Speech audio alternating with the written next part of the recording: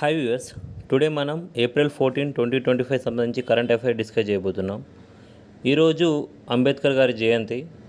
అయితే ఈయన జీవితంతో ముడిపడి ఉన్న పంచతీర్థాల గురించి మనం తెలుసుకోవాల్సిన అవసరం ఉంది. సో ఆ పంచతీర్థాలు వచ్చేసి ఒకటి జన్మభూమి, ఈయన ప్లేస్ ఆఫ్ బర్త్ అన్నమాట. మౌ మధ్యప్రదేశ్లో ఉంది ఆయన పుట్టిన ప్రదేశం. నెక్స్ట్ శిక్షా భూమి, ఇది లండన్లో ఉంది. అంటే ఆయన అక్కడ చదువుకున్నాడు కదా, దాన్ని శిక్షాభూమి అంటారు అన్నమాట. ఆ తర్వాత దీక్షాభూమి. దీక్షాభూమి అంటే ఈయన బౌద్ధిజాన్ని స్వీకరించిన ప్రదేశం, ఇది నాగ్పూర్లో ఉంది. ఆ తర్వాత చైత్యభూమి, దాదర్, ముంబై, ఈయన క్రిమేషన్ దహన సంస్కారాలు ఇక్కడ జరిగాయి. పరినిర్వాణ భూమి, ఇది ఢిల్లీలో కలది, ఈయన చనిపోయిన ప్రదేశం అన్నమాట. ఇవి ఈ పంచతీర్థాలు అన్నమాట. ఆ తర్వాత మనం టాపిక్లోకి వెళ్తే ప్రాంతీయ అంశాలు ఏంటంటే the Telangana record of rights bill 2024, దీన్ని భూభారతి చట్టం అంటారు. దీన్ని ఏప్రిల్ 14 నుంచి అమలు చేయనున్నారు. అయితే ఇది ధరణి స్థానంలో భూభారతి పోర్టల్ను కూడా తీసుకొచ్చారు. ఈ భూభారతి పోర్టల్ ద్వారా ల్యాండ్ రిజిస్ట్రేషన్స్, మ్యూటేషన్స్ చేసుకోవచ్చు. ఆ తర్వాత చూస్తే నేటి నుంచి అంటే ఈరోజు నుంచి ఏప్రిల్ 14, 2025 ఈరోజు నుంచి ఎస్సీ వర్గీకరణ బిల్లును తెలంగాణలో అమలు చేయనున్నారు. ఇట్లా అమలు చేయనున్న తొలి రాష్ట్రంగా మన తెలంగాణ నిలవనుంది. అయితే దీనికి సంబంధించిన జీవో కాపీని, గవర్నమెంట్ ఆర్డర్, ఈ కాపీని సీఎం గారికి మొదటిగా అందించనున్నారు.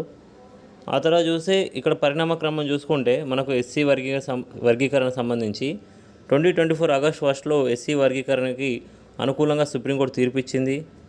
2024 సెప్టెంబర్ 12 రోజు వర్గీకరణపై మన రాష్ట్ర ప్రభుత్వం ఉత్తమ్ కుమార్ రెడ్డి గారి నేతృత్వంలో మంత్రివర్గ ఉపసంఘాన్ని ఏర్పాటు చేసింది. ఆ తర్వాత 2024 అక్టోబర్ 11 షమీం అఖ్తర్ గారి నేతృత్వంలో ఏకసభ్య కమిషన్ ఏర్పడింది.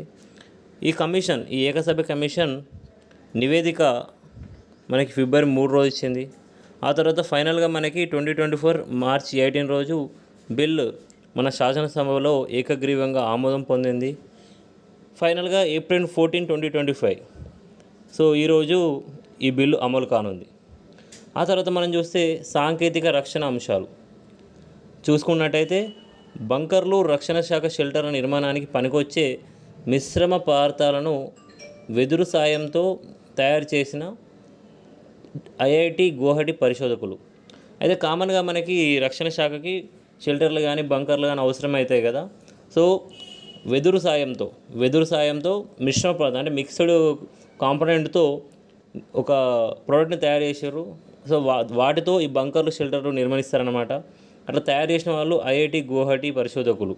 సో ఇది ఇంపార్టెంట్. ఎవరు తయారు చేశారు? ఐఐటి గువాహటి. తర్వాత శత్రు క్షిపణులు, డ్రోన్లు, చిన్నపాటి అస్త్రాలను క్షణాల్లో కూల్చివేసే లేజర్ వ్యవస్థ. సో డ్రోన్స్ కానీ క్షిపణులు కానీ వస్తాయి కదా చిన్నవి, వాటిని డైరెక్ట్ కూల్చివేసే లేజర్ వ్యవస్థను అభివృద్ధి చేసిన డిఆర్డిఓ. ఎవరు అభివృద్ధి చేశారు? డిఆర్డిఓ వాళ్ళు అభివృద్ధి చేశారు. అయితే దీనికి పేరేం పెట్టారంటే మార్క్ 2A DEW అని పేరు పెట్టారు. ఇట్లా చూస్తే మనకి అత్యంత శక్తివంతమైన లేజర్ డైరెక్ట్ ఎనర్జీ వెపన్. ఈ DEW అంటే అదనమాట, laser direct energy weapon.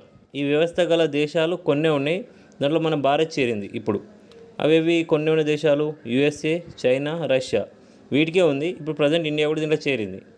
And Israel ఏమో పరిశోధన చేస్తుంది, ఇంకా వాళ్ళకు పూర్తిగా వాళ్ళు ఈ వ్యవస్థలో చేరలేదు. ప్రజెంట్ ఈ 4 కంట్రీస్ ఉన్నాయన్నమాట. కర్నూలులో యాక్చువల్గా దీన్ని ప్రయోగించే ప్రదేశం వచ్చేసి కర్నూలులోని నేషనల్ ఓపెన్ ఎయిర్ రేంజ్లో ఈ DEW లేజర్ వ్యవస్థని ప్రయోగించారన్నమాట. అయితే దీన్ని ఎక్కడ తయారు చేశారంటే మన హైదరాబాదులోని డిఆర్డిఓలోని ల్యాబ్లో centre for high energy systems సైన్సెస్లో దీన్ని డెవలప్ చేశారనమాట. దీన్ని అభివృద్ధి చేశారు. సో మనకి ఏంటంటే ఫస్ట్ ఈ వ్యవస్థను ఎవరు ప్రయోగించారు, తర్వాత ఎవరు అభివృద్ధి చేశారు, తర్వాత మనకి ఎక్కడ దీన్ని ప్రయోగించారు, దాని పేరేంటి, ఇవి ఇంపార్టెంట్ అన్నమాట.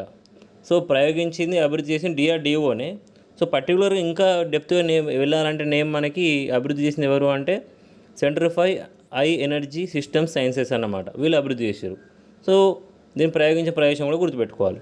ఆ తర్వాత చూస్తే మనకి స్పోర్ట్స్కి వస్తే ఐసీసీ మెన్స్ క్రికెట్ కమిటీ చైర్మన్గా సో మళ్ళీ నియమితులైన సౌరవ్ గంగూలీ గారు మరోసారి నియమితులయ్యారు. ఆ తర్వాత నియామకాలు అపాయింట్మెంట్స్ చూసుకుంటే 23rd లా కమిషన్ చైర్మన్గా మనకి జస్టిస్ దినేష్ మహేశ్వరి గారు వారు నియమితులయ్యే ఛాన్స్ ఉంది. సో నియమితులు అవుతారు వాళ్ళు నెక్స్ట్. అయితే 22nd ఎవరు ఉన్నారు, ఈయనకంటే ముందు ఎవరు ఉన్నారంటే 22nd లా కమిషన్ చైర్మన్గా రితురాజ్ అవస్థి గారు ఉన్నారు.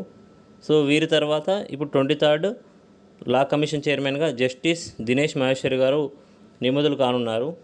సో నా ఎక్స్ప్లెనేషన్ నచ్చినట్టయితే లైక్ చేయగలరు, సబ్స్క్రైబ్ చేసుకోగలరు. Thank you.